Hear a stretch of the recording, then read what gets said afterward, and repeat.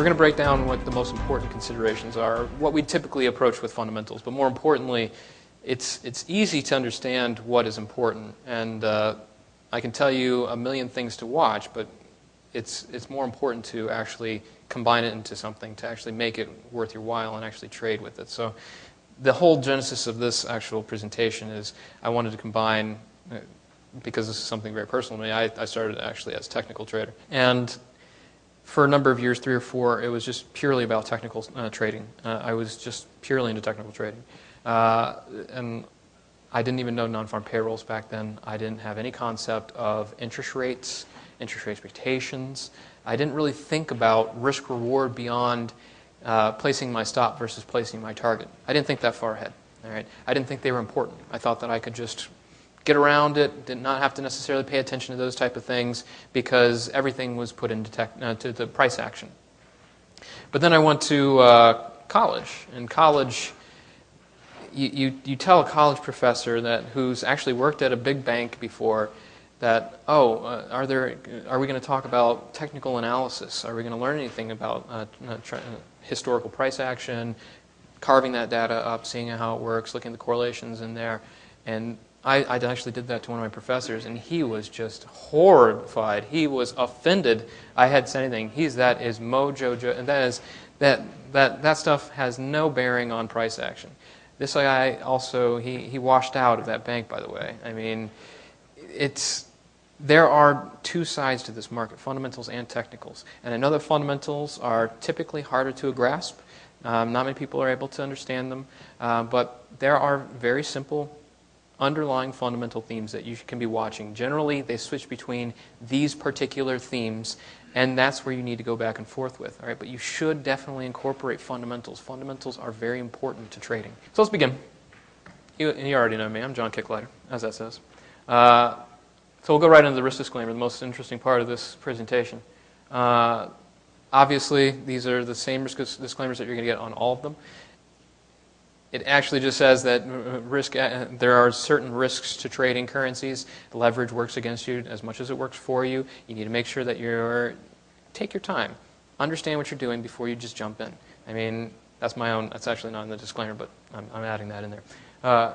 Be very careful with trading, all right? Leverage is a very disastrous thing sometimes. Sometimes it's a great thing. But you have to be able to use it properly. If you're unsure, you can always consult an independent financial advisor. So we'll start with my story. All right, I won't regale you with too much because I did go pretty in depth with this last time. But I originally started out, as I said earlier, purely technical. All right, purely technical.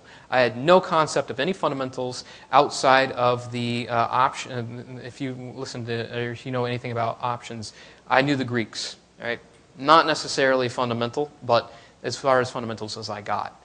Now, technicals worked for me pretty well. And I can't blame a couple of account blowups on technicals alone, but they certainly contribute to it. But technicals can include a lot of things. I mean, I started out with moving averages because the person that taught me, she's an excellent trader, she uses mostly moving averages. She uses trend-based systems. I also liked oscillators, Bollinger Bands, candlesticks. Candlesticks I use. I mean, once you learn candlesticks, you never go back. It's all about candlesticks. And I also like the ATR if you like individual indicators. I eased into fundamentals. Slowly, very slowly. And it was only after I had blown up a really big options trade because of the non-farm payrolls. It was really an ease out of necessity. I was dealt a pretty large blow, and I was a little upset. And obviously, when I get upset, I start to really run through everything I did wrong. So what I did was I tried to find out what happened on a Friday. What was this? It was an options trade. It's not supposed to move that fast. It was a spread. But it moved because of non-farm payrolls. So I started to get into some of the bigger indicators. But it was a slow transition, that's for certain.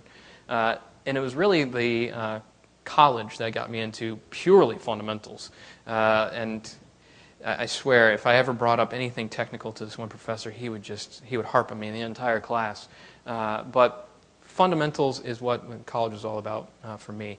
I was lucky enough that there was actually a technical analysis course in there, but the guy that taught it, he knew absolutely nothing about technical analysis. I had been trading technical analysis for trading charts for 4 years before that, and I was incredulous. I could not believe that this man was teaching technical analysis. He was essentially had a technical analysis how-to book, and that's all he did.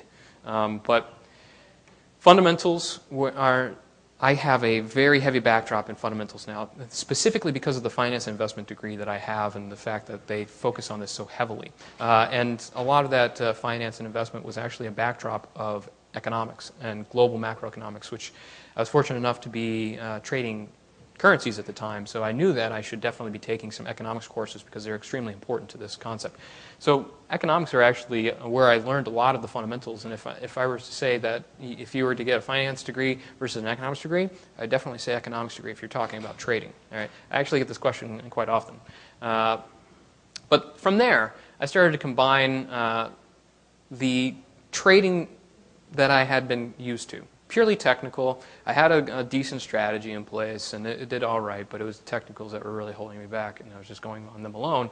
And I started to combine what I was learning in college, which is not necessarily very easy when you have no real guidance on how that's done, because I did not. It's kind of difficult, and it's a lot of trial and error. All right, a lot of error, a lot of trial too, but and obviously from where I'm at now, and it's still a constant learning game. I still don't know fundamentals as well as I'd like to know them. I still don't know technicals as well as I'd like to know them. But from daily effects, I have colleagues that work very well, and actually have a lot of people, a lot of you guys actually email me and tweet me, and you point out things that I didn't even see, which I like. And I think that combining all this, it's completely expanding my knowledge base. And certainly the years that I've been in daily effects, I've learned a lot from all the people I've worked with. And we keep learning everything new every day, especially the new things we come across, and we share it with each other. It certainly helps a lot. All right. So what is the value of both fundamentals and technicals? All right. I give you these 5 things. And these 5 things actually, they can be given to us by fundamentals and technicals. All right. Objectively identify the larger trend. Know what catalysts start and end trends. Preemptively avoid periods of extreme volatility, establish clear levels for entry and exit, and know when a trade isn't working out. All right? They don't do it perfectly. Nothing does work perfectly, but it does certainly help you. And these are not just one technical. These are not just one fundamental. In fact, the first one is technical. The 2 following are fundamental. Then the established entries and exit, which I use almost purely technicals. And then knowing when it's not working, that's a combination of the 2.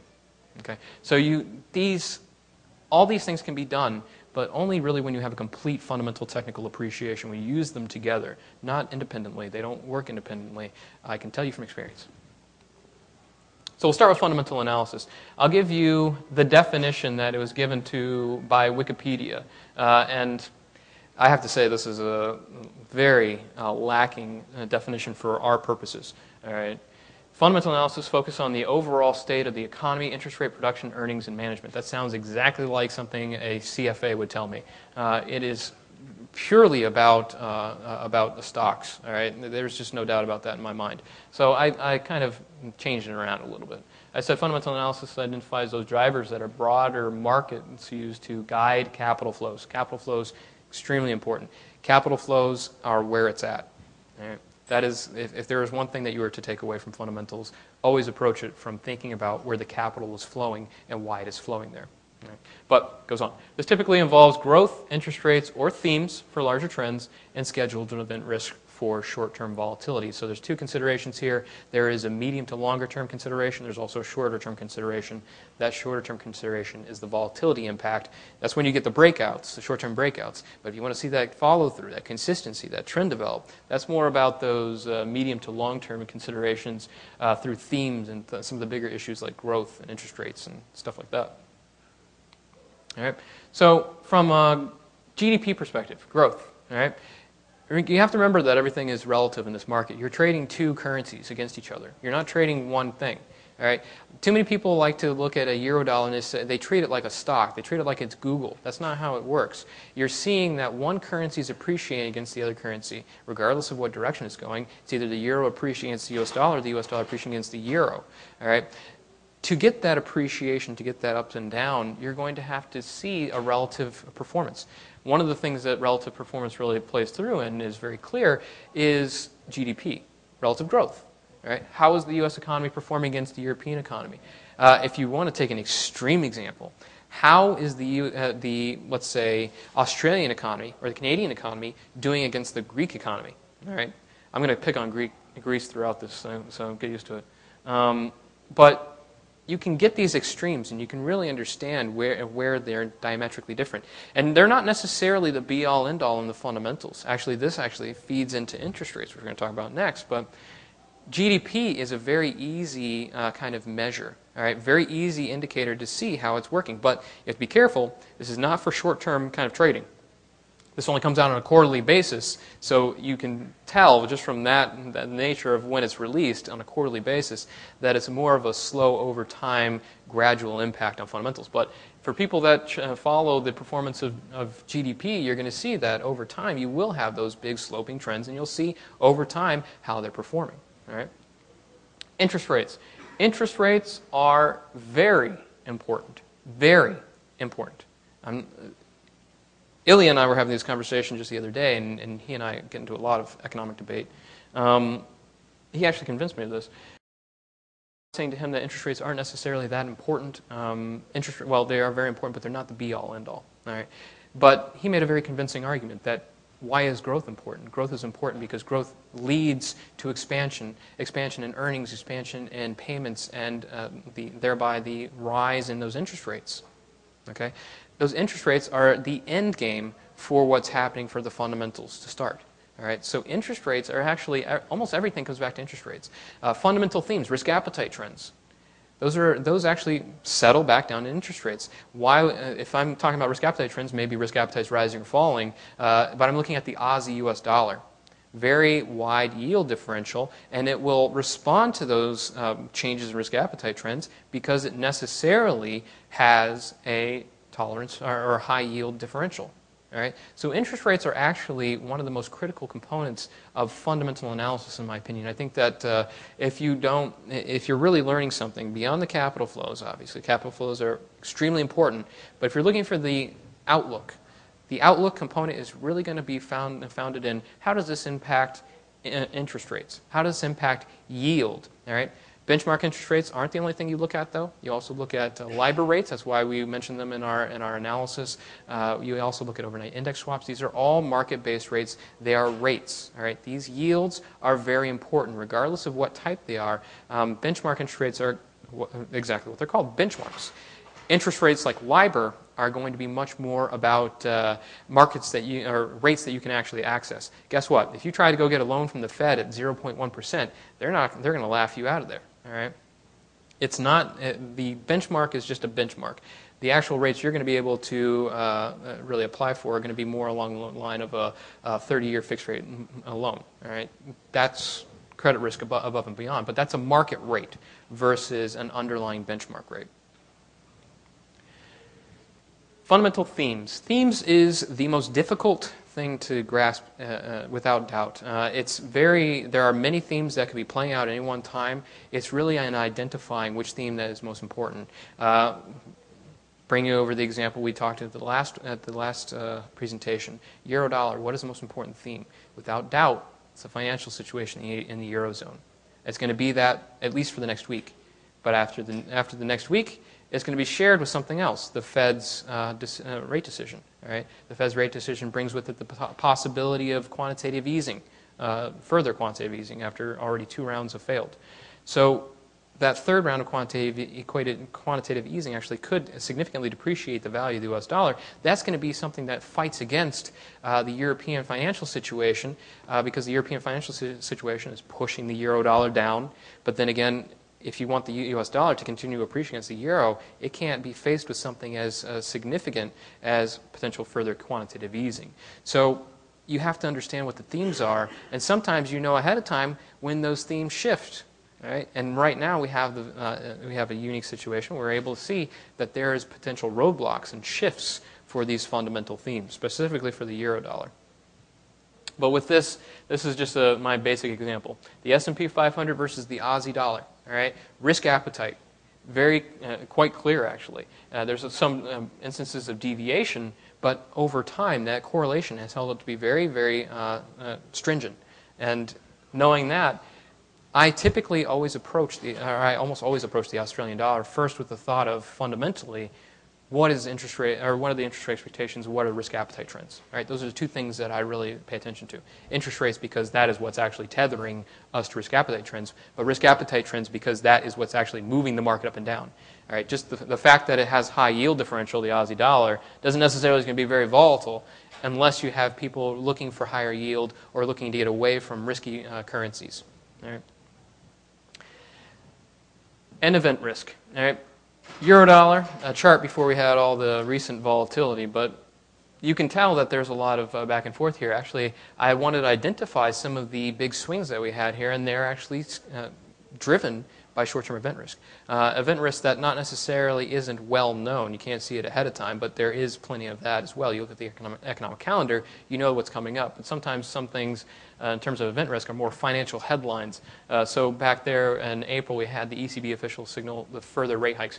I don't know if you guys remember this, but back in April or until about the beginning of May, euro was just so strong because the ECB just kept talking about interest rates. All right, the market had thought at one point that they were going to hike interest rates by 150 basis points in the span of a year. All right, that's 6 hikes in a year. That's a hike every 2 months. That's really aggressive, especially where we know where we're at now. We're falling back into a global slowdown, not necessarily a recession yet, but we could get there. And a financial crisis seems to be spreading across the borders. But back in April, that wasn't on people's minds. People were really paying attention to the ECB, who, they got over Greece, they got over all the problems that they had in Portugal and Ireland, and spreading over to Spain and Italy. Well, not necessarily yet then, but they were just paying attention to interest rate expectations. All right. So as he signaled with the rate decision there that they could potentially, or his ECB Trichet's commentary, that they could potentially further rate hike rates. Yeah, that big rally. All right, but then when the rate decision came along and he completely offset those that speculation, boom, right back down. All right, this kind of event risk is not necessarily known. You can't necessarily see it on an economic docket all the time, although the ECB rate decision you could definitely see coming. But these things you have to look for. All right, event risk doesn't necessarily just have to be one of those. There's NFPs or there is the Eurozone retail sales or indicators like that. All right, not all indicators are created equally. There are some things that are much more important than others. All right?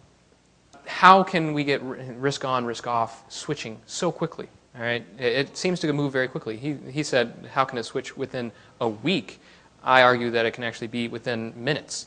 But the Euro Swiss is actually a very good example of this. You had a situation where, out of the blue, somebody that was short Euro Swiss, and they were short Euro Swiss for a speculative position. All right, they might have been in at, I don't know, 116.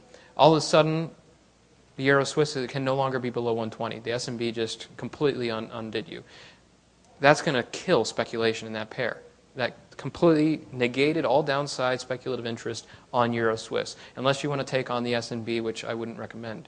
That is manipulation.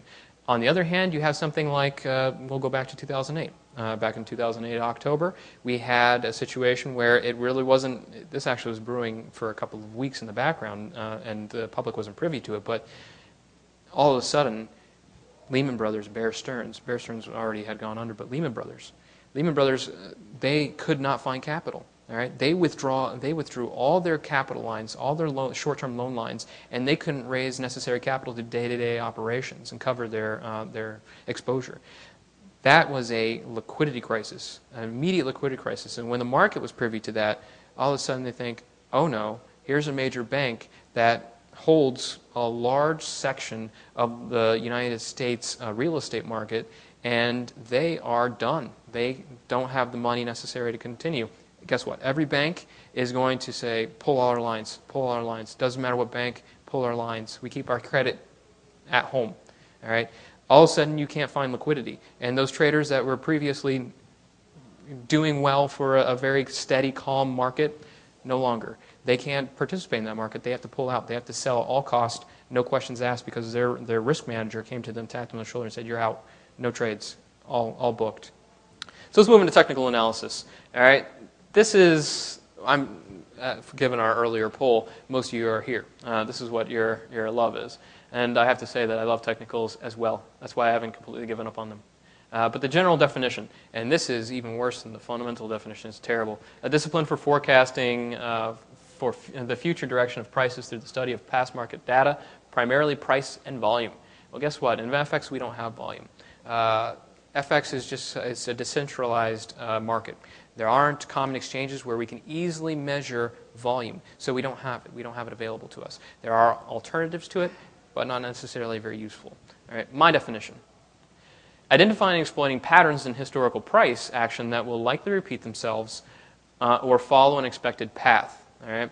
Often considered an objective assessment of behavior through crowd mentality. I added that second line and I bolded that second line because crowd behavior is actually very important. This is an often overlooked aspect of analysis. If you have the chance to come across a very good book on trading behavior, depending on what your experience is, if you have experience with finance, you can look into game theory books, or if you just need a more intro-level book to behavioral analysis, look for it. I think even Jamie's was actually about behavioral analysis and combining with technical analysis as well. But very important concept and very important for including in the technical analysis section. All right? So we look at the technical analysis from an indicators and oscillators consideration. I like specific indicators. I don't like every indicator. I know a lot of people will go through and they'll test every indicator. Well, guess what? I already know from actually from doing it myself that many of these indicators are very, very, very, very similar. All right, specifically because they are based upon the same data, and their calculations are very similar themselves. All right, they just add a little tweak here or there, and they will give you the same general readings.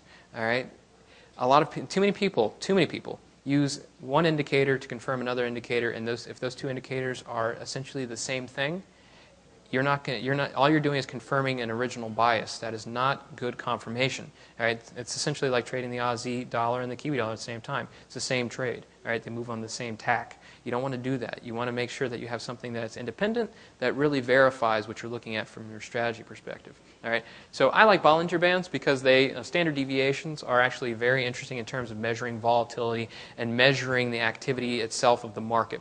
All right, and it also incorporates a nice moving average, 20-day.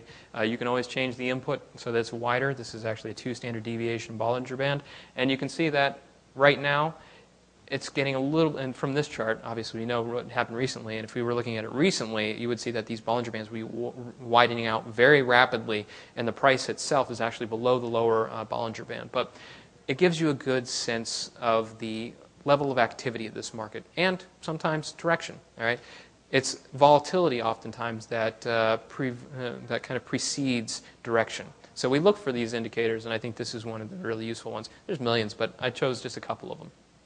The average true range, another one that is good at measuring activity level. All right, average true range is just a measure of the past X number of days. Let's say the past 10 bars, and we'll see the high-low of those past 10 bars, and we'll divide them by 10.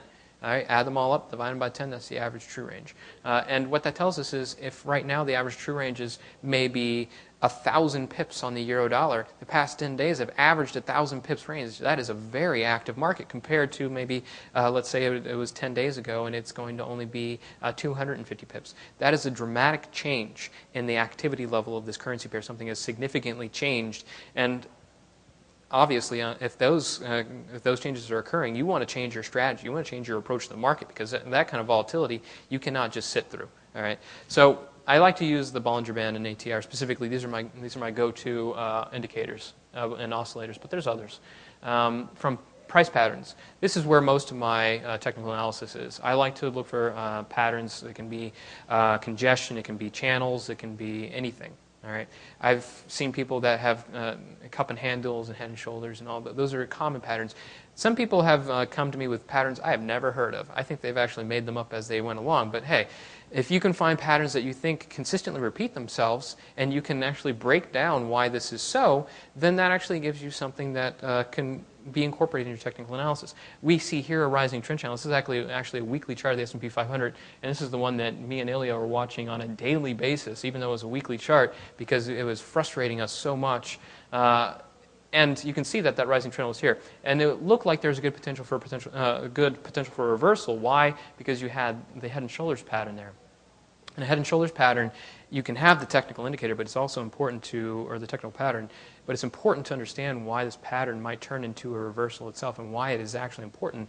Why it's important? Because it has a consistent floor, all right, a steady floor. But then it has you have the left shoulder, the head, and the right shoulder. Now, the right shoulder more frequently should be lower than the left shoulder, but that's fine. It doesn't have to be. But the fact that it went higher high and then a lower high, it's a good predecessor to a potential reversal and trend. All right, especially on something on a weekly chart. That's a very good potential. All right, so price patterns, head and shoulders, are actually ones I've been pointing at in the past couple weeks. I've pointed out a ton of them because I think that they're one of the better price patterns. But email me if you guys think that you know better ones and give me some examples. I do like to incorporate what you guys point out to me. And behavior. Behavior analysis is in a league of its own.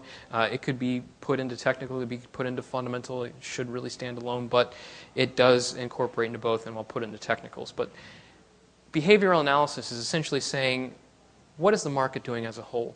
When you see the S&P 500 rally really aggressively, you have a behavior where people are looking for risk. They're looking to get into the market because they think that there's a good chance of high returns. And it will build up and build up and build up, and people will get in and get in and get in until the point where they think it's oversaturated and the possibility of further gains through capital gains are too low. Right? And then it'll peter itself out. But this behavioral analysis is also very prone to the same things that we try to learn away as we go. All right? We're trying to get away from fear. We're trying to get away from greed. All right? But greed and fear definitely comes into the group. All right? The group mentality. When the market is looking at a situation like we were talking about Lehman Brothers, that's pure panic, pure fear. All right? They don't care at what price they get out at that point. They need to get out. That is panic. All right? And you can see this back and forth, and it's very difficult to ascertain in most markets, especially if you're talking about the bank level or perhaps from the central bank level, although they try to telegraph when they're making big moves like that. But from a retail level, we actually have a pretty good gauge of this, and that we use the SSI. If you don't know what this is, you should definitely get familiar with Daily FX Plus. We have the SSI gives a good measure of the net positioning of FXCM clients, long and short. Right? So with this is the dollar Swiss. We actually saw that this is through about late August. And you saw with the reversal there that even though we had that reversal, everyone was still long dollar Swiss. We actually haven't seen a negative turn or more shorts than there were longs for dollar Swiss amongst the retail traders in a number of months. And if you look at the dollar yen, it was essentially years until we came up to that financial crisis back in March. But you can see here that one red bar, I don't know if you can see it really well, but that one red bar, there we go. There's a one red bar right here. That's when it finally flipped. All right, we finally had more shorts than we had long on the dollar Swiss, which is a remarkable situation considering how they've been positioning for so long. Retail traders make a lot of mistakes. All right. Unfortunately, that's what you guys are here. We're all here to learn, but too many others, they will just get into this market and they will make every mistake in the book. All right, that's why SSI works relatively well, because they make those mistakes and they don't want to fix them. All right, new people will come in and they let their stops run. They take their targets too soon. They leverage up. They double down. Everything that you do here in Vegas, that's what they do on their trading. All right. This is not what you want to do in trading, but it's those inherent negative biases that they should not be doing, they should be avoiding. That's actually what gives us a very good setup for using the SSI as a contrarian indicator for those big changes in trend. Okay? There's a whole trading mentality when you're talking about contrarian trading and using the SSI. I'll defer that one to the actual presentation that's based on that specifically. But behavioral analysis is exceptionally important to incorporate, and I would definitely encourage everyone to at least read something on the topic. If you want any white papers, I actually know some white papers that you can read. A little technical, but if you can grasp them, they're actually pretty good reads. All right. Now, how do fundamentals fit in the picture? First, I want to talk about the arguments made against fundamentals. And I get these from Jamie on a daily basis, so I'm pretty familiar with them. Often seen as too long-term. He thinks most of the time that they just don't give us any information that's not already priced in the market, and it's too forward-looking, and it's not giving us any kind of actual trading at right now. I counter that with a reaction to non-farm payrolls. All right, non-farm payrolls, huge reaction. Knew that that indicator was coming out, and it had a good likelihood of driving volatility. So why not know that that fundamental was coming and prepare for it ahead of time? All right. Doesn't offer a clear signal for extremes. At the extremes of major trends, fundamentals will turn gradually. All right, like when we had the S&P 500 as it just consistently charged higher, we were looking at it, and we certainly saw earnings were relatively strong, but the economic activity and the fact that those earnings were based more on cost-cutting than they were from actually selling products, because countries around the world were seeing that their economies were really not doing very well in the consumer sector or actual business activity sector, but more from the investment perspective, which is not a lasting combination. All right. That means that it's going to be a slow turn, and slow turn was already taking place before you actually had the reversal from the S&P 500. That's fine. I'd rather know that that's going to happen ahead of time and be patient and see it take place, rather than not know it was happening altogether and just kind of be pleasantly surprised from a technical perspective. All right, I can live with that not being a clear signal from extremes. That's why I'll incorporate technicals. Too concerned with explaining rather than forecasting. This is Jamie's big problem. This is somewhat true, where fundamentals, many people just look at fundamentals because they want to explain what happened previously. Most of the things that you read on like these major financial institutions, if you watch CNBC, all they do is tell you what you already know. All right.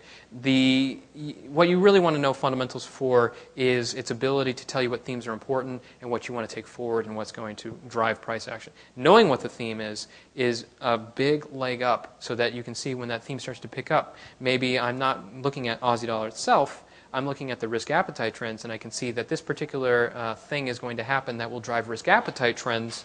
Then you know that there's a very good chance that's going to spill over to the Aussie dollar, because that's the major theme that people are concerned about. All right, so it does explain, but you have to use it right to do more of the forecasting. All right, this is a big argument. This is one that I have to say is valid. It can sometimes seem conflicting. Fundamentals can seem conflicting. There are a ton of things out there. Everything is happening. It seems one. People that have just paid attention to non-farm payrolls would say, oh, there's a non-farm payrolls here. It was 0, like the last one. Shouldn't we see like the U.S. dollar just drop off? First of all, that's a fallacy of just associating the non-farm payrolls, the event risk, with the U.S. dollar straight out. That's not how it works. It's more about risk appetite trends, because as you see that release, non-farm payrolls, that tells us that growth is probably going to slow. The probability of bigger problems coming later down the line is going to grow. So equities will drop off, all right, and sentiment will drop off. But global sentiment will also drop off. And as that global sentiment drops off, people are looking for a safe haven. And the safe haven are very few and far between now that SMB decided they want to drop out of the game. That means we drive us back to the U.S. dollar, all right? So all these fundamental drivers out there, and it can certainly have significant impact, but some don't. You have to look for the major theme. We look for that theme when we know which one is the dominant driver, and that's what we follow. Okay? And unnecessarily complicated and overwhelming, that's just Jamie's, I don't want to learn it, so it's complicated kind of argument. But it is certainly complicated. Anything worth learning, it needs to be done over time. Okay, you should take the time to do it if it's worth learning, because it itself is worth learning. And I think that fundamentals is definitely worth learning. So while it might seem complicated at first, and it might seem overwhelming, it's not overwhelming. You can do it. If I can do it, you guys can definitely do it. All right? But why are fundamentals important? It's much easier to identify the correlations that what we talk about on daily effects all frequently, like we were talking about the S&P 500 and the Aussie dollar, the Kiwi dollar. Much easier to identify that through fundamentals, rather than having to go through and testing them all and putting them all in the same chart. If I told you that it was risk appetite was rising very aggressively, I would look at S&P 500, I look at Aussie dollar, I look at Kiwi dollar, I look at Aussie yen, I look at Kiwi yen. I could tell you all the pairs that I would be looking for. All right? Why do I know that? Because I know from a fundamental perspective that risk appetite trends is moving, and it has this connection to these pairs. All right? So rather than having to go test through each one of them, which would take me a very, very long time, I've done it, by the way, I can intuit from the fundamental side of things that this is what is happening. All right? Better prepare you for volatility and scheduled event risk. Obviously, if I know non-farm payrolls is coming up, I want to avoid it if I have a short-term trading system. Maybe I'm looking for a range-based system on a short-term chart. Maybe I'm doing something like Michael is doing. He likes to scalp. If he's scalping, he can't take a scalp right ahead of non-farm payrolls because he's looking for 20-point target, 20-point stop. A scalp on a non-farm payrolls day is going to be a disaster, all right? Utterly disastrous. But you look at fundamentals, you should know what the event risk is. Technicals sometimes fail when fundamentals are balanced. This is absolutely true. When we see that growth between two economies is balancing out, all right, technicals start to break down. They start to level off. Dollar yen. All right. Why is dollar yen just bouncing along? It seems to be doing nothing. It's because fundamentals are relatively balanced. The fact that the Japanese yen is a safe haven, more of a funding currency situation, versus the U.S. dollar is more as a liquidity situation, those two concerns are balancing themselves out. That's why that's why that has kind of chopped along at the bottom. That will shift further toward going to where the U.S. dollar is more attractive than the Japanese yen as we make a further shift. All right. But at that point, technicals seem to completely break down. Technical traders are no longer interested in dollar yen unless they're looking at something like a monthly chart or a weekly chart, but few people do that. I would say fundamentals would say stay interested, stay very interested, just wait until it happens. All right? And identify larger trends are growing exhausted. As I said, you'll see that the fundamentals will start to level off or turn around well in advance of something along the lines of technicals. All right, the technical trend continues to rise, like the euro-dollar continued to rise to the interest rate expectations. All right, but interest rate expectations started to curve off a little bit beforehand. It just took technicals a little time to catch up. Same thing with S&P 500. Is leveling off a little bit. Fundamentals are already starting to turn negative. All right, people are realizing that expectations for growth was just growth in terms of capital gains and growth in terms of the economy were just overblown, especially because a lot of that was based on quantitative easing, and that had natural limitations. All right, so fundamentally, we knew that that was going to come eventually. That's why Ilya and I were chomping at the bit at this every day, even though nothing happened. But eventually, it did happen, and technically, it broke.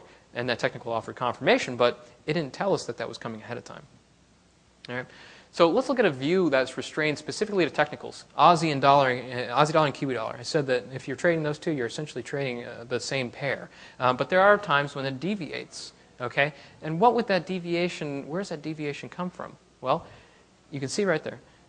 That deviation actually comes from interest rate expectations. All right. Yield expectations. All right, you would not know that if you were just a purely technical trader. You would say, I expect the Aussie dollar and Kiwi dollar to trade at the same pace, and that's just what that is. All right, but from a fundamental perspective, I would say, well, when you see that yield spreads are going to widen or contract in favor of the Australian bank or the New Zealand bank, you're going to see that oscillate, and you'll see the Aussie Kiwi really take a different path. Okay, somebody that was purely technical would have no clue about this, no clue whatsoever. But you do have to avoid analysis overload. And from a fundamental perspective, there are many fundamental themes. You need to be able to touch upon and follow those that are most important. All right? Don't try to follow every fundamental theme. They'll often conflict, and if you give them all equal weighting, you will miss the bigger one. All right? Assuming every economic indicator is market moving, this is a big fallacy. Everyone assumes, and I think it's more of a media doing it to you, that non-farm payrolls is going to be huge. We're going to dedicate all our top headlines to this, and we'll send out all these stories about how non-farm payrolls is so important. It's not necessarily that important right now in terms of a market-moving perspective, because people know what the economy is doing. People know what the general trend is in employment. All right, so you can't always assume that every indicator is going to be that market moving. It's just not going to be the case. You need to know sometimes when market event risk itself might not be important at all. All right? You have to be able to identify that. Assuming themes do not wax and wane as market interests change. Now, this is very important. Risk appetite trends, while it is almost always important, there are times when it does not drive the market. And we saw that with the euro-dollar example when it was really following interest rate expectations rather than the S&P 500. That's why the euro-dollar and the S&P 500 chart deviated so dramatically. All right? It's because those themes do wax and wane depending on what is important, what the market's really touching upon. Now, how do technicals fit? The arguments made against the technicals. Too easy to find patterns where none exist. It's like drawing. It's like seeing shapes in clouds. That's true to a major extent. People say that, oh, you're just finding patterns where none exist. Some do, some do not. You have to look for the patterns that are most consistent. Anything in trading is probability. All right? What's the probability that this pattern is a very important pattern, a pattern that will lead to price action going forward? If you're telling me that a cup and handle on the pound dollar is an important pattern, I would argue with you because I've actually looked through a number of cup and handle patterns, this on the 4-hour chart or the 240-minute chart, and the pattern just does not have consistency and follow-through. All right? It never plays out. All right? But a pattern like head and shoulders, which is why I keep touching upon this, works very often on many different pairs. So I watch that specific pattern. Efficient market hypothesis. This is more of my professor's kind of argument. Technicals don't matter because everything that's known to the market is incorporated immediately, and thereby it's not going to move on anything else. All right? It doesn't matter if it's an efficient market and it's not an efficient market because everyone trades with a bias. I am, let's say, very pessimistic about where we're going in terms of economic activity. The market as a whole has a bias itself. So these things will actually skew any kind of efficient market hypothesis because no one is going to be a common, reasonable mind. And also, it doesn't matter. Technicals will override that particular concern. Right? It doesn't matter whether you're plotting the sentiment or you're plotting just a pure market that incorporates all the fundamentals. You will see those technicals still play out as they shift. Okay? Past performance does not guarantee future results. This is the same as finding patterns that don't play out. That's certainly true.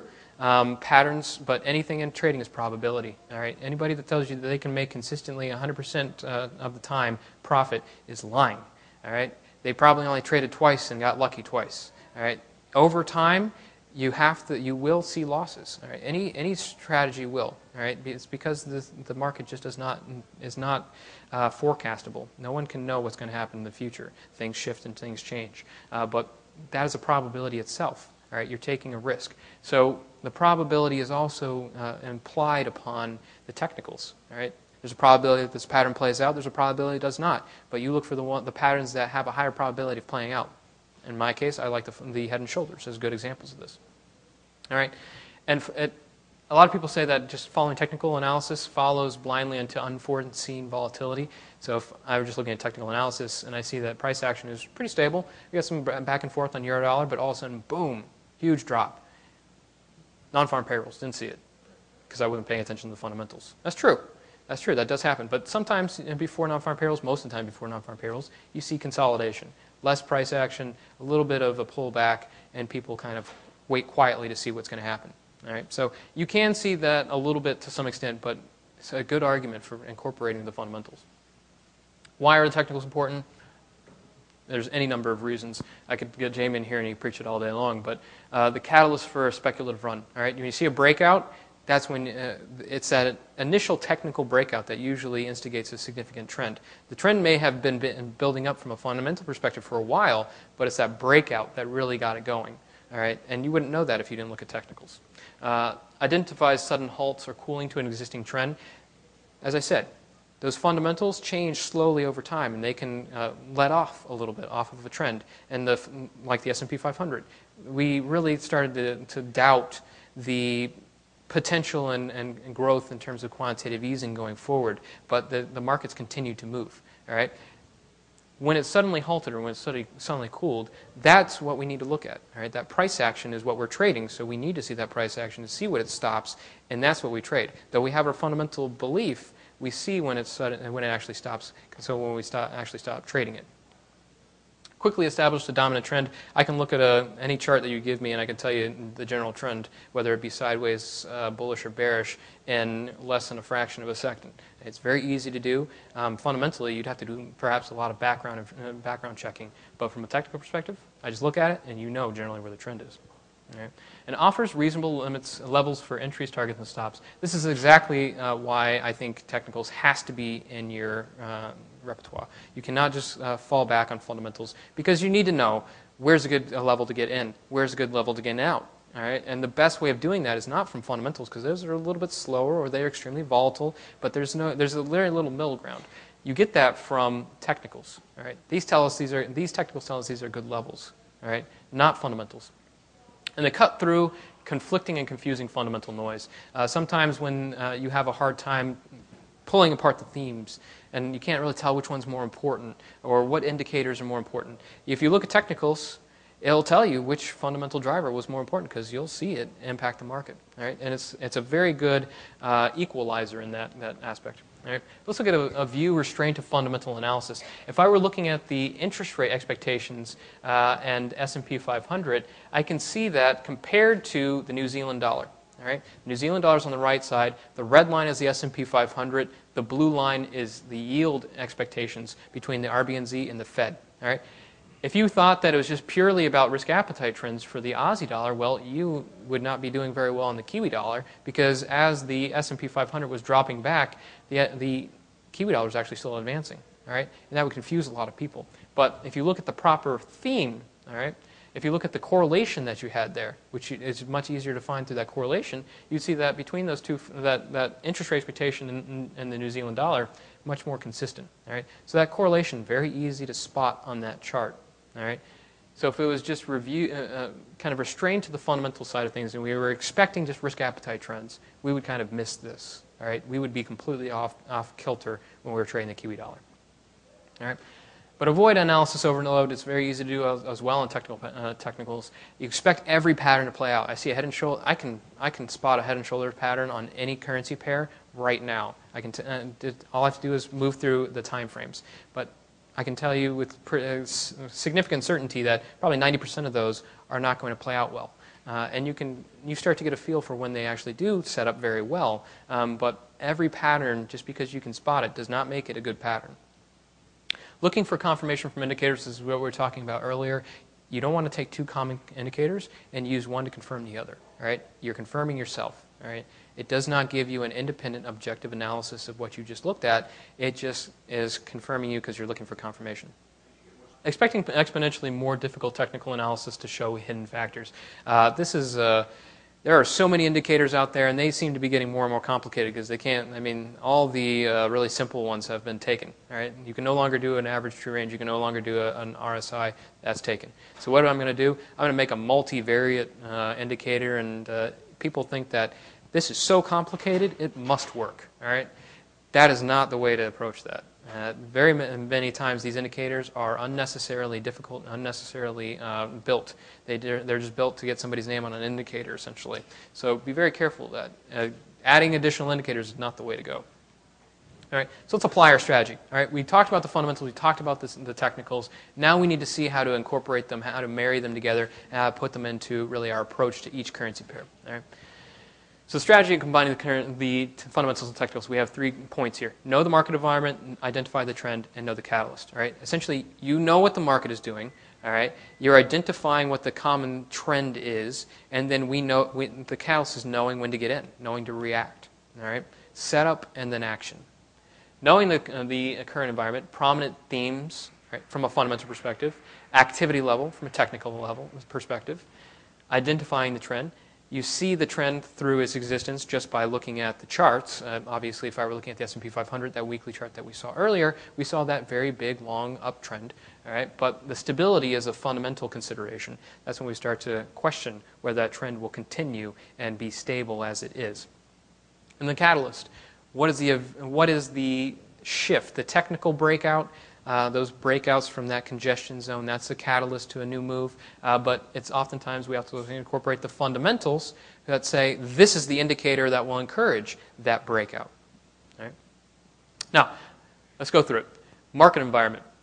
First thing we're looking at here is we're seeing that the Aussie dollar versus the interest rate expectation, or the yield spread, the 10-year yield between the Australian government bond and the 10-year yield for the U.S. government bond, and you can see that they're deviating. All right? So the market environment right now, from a fundamental perspective, is that the theme of interest rates, the actual payouts on interest rates now, are not necessarily that good of a driver for price action. You're seeing that it's deviating from the Aussie dollar. So that theme is shifting. It's waxing. But more important, we can see that looking for that driver, we turn over to the risk appetite trends. S&P 500 versus the Aussie dollar, you can see Very strong trend, all right? Very good correlation, all right? And that correlation is driving us over time to a very meaningful and consistent correlation. All right? And then we look at some of the activity levels and seeing the consistency of this trend. You can see ATR, it's dropped off. Volatility, I use that as volatility, has dropped off a little bit. It's becoming a little bit more stable. And if it's coming stable as the price action itself is starting to go to the upside, starting to accelerate, then that's a good sign that this is a good, potentially consistent trend. All right? You get a good backdrop for market activity. Then we get into identifying the common trend. Obviously, this is a bull trend. All right? Aussie dollar, we're sticking with this example. You can see that we have a nice upward slanting channel, very consistent, and we're getting a very steady run.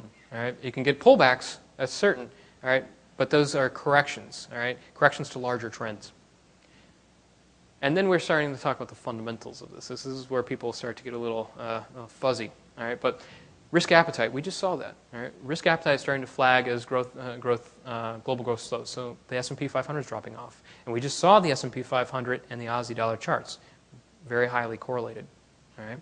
Current Aussie interest rates are high, U.S. rates are low. So there is still a high yield differential there. But the rate expectations for Australia have dropped off sharply. They're now looking for about 5.25% rate cuts from the RBA over the coming year. So interest rate expectations have gone negative. All right? Deficit troubles in U.S. accelerating reserve diversification, but is this necessarily more important than other fundamental themes? We have to balance that out. And safe haven lines no longer clearly defined, which is a problem with the U.S. dollar.